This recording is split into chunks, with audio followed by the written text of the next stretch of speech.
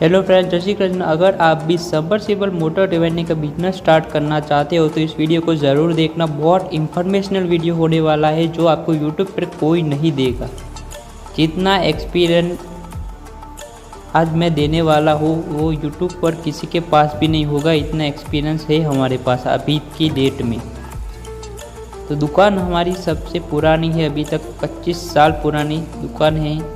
मेरे पापा ने स्टार्ट की थी 2000 में, तो आज 2025 है और 2025 अभी एंड में है, तो 2026 स्टार्ट होने वाला है। इस बिज़नेस में सबसे बड़ी बात है आपके पास स्पेयर पार्ट की दुकान होनी चाहिए। देखो 5 चीज़ों का खास ध्यान रखना है, तभी आपको बिज़नेस स्टार्ट करना है।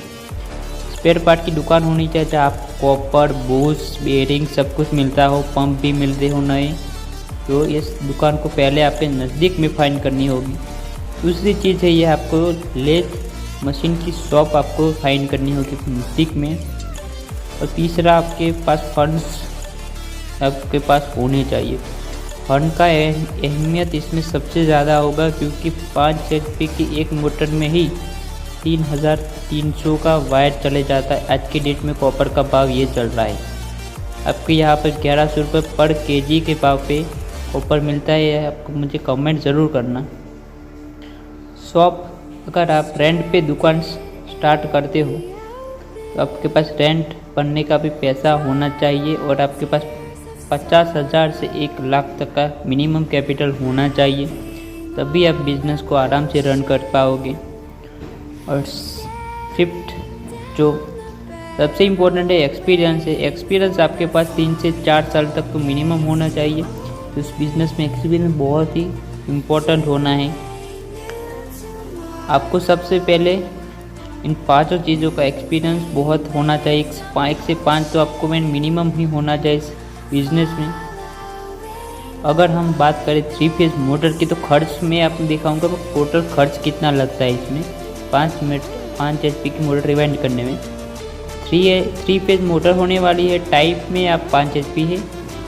इसमें लेंथ 2 टाइप की लेंथ आती है। देखो 138 जो ये रही 138 टेम्पिंग साइज़ है। देखो 138, 27 और 11। 138 आपके ओल्ड मॉडल के मोटर्स में आती है, जो आपके लोखंड बॉडी होती है उसमें आपको लेंथ बड़ी आएगी, उसमें आपको टर्न्स भी अलग आएंगे। तो 27 टर्न्स आएंगे 11 के। और आपके अगर न्यू जनरेशन अभी हाल में न्यू जनरेशन मोटर है उसमें आपके टेम्पिंग बहुत कम हो गई है, लेंथ भी कम हो चुकी है नई मोटर में और वज़न भी कम हो चुका है, इसलिए टर्न्स ज़्यादा है, लेंथ भी कम है और 11 गेज लगेगा। अभी क्या है, अभी सारी मोटर टर्बो में आ गई है, यानी कि कंपनी वालों ने जो बॉडी है 5 HP की उसको रिड्यूस कर दिया है, छोटा करके टर्न्स ज़्यादा बना दिए हैं। पर इसकी वजह से एम्पियर इसमें ज़्यादा लेगा। 5 HP में अभी तक जो हम पुरानी मोटर और न्यू मोटर की बात करें तो एम्पियर में डिफरेंस बहुत बढ़ गया है। 3 से 4 एम्पियर इसमें इंक्रीज़ हो गए हैं न्यू और ओल्ड मॉडल में। क्योंकि ओल्ड मॉडल में क्या होता है कि आर्मीचर लॉन्ग आएगा, बॉडी भी लॉन्ग आएगी, तो लोड इतना नहीं पड़ता है। लेकिन ओल्ड मॉडल में सारी बॉडी को टूंका कर दिया, आर्मीचर सब कुछ शॉर्ट है, इसलिए एम्पियर ज़्यादा दिखाई देता है इस न्यू मॉडल में।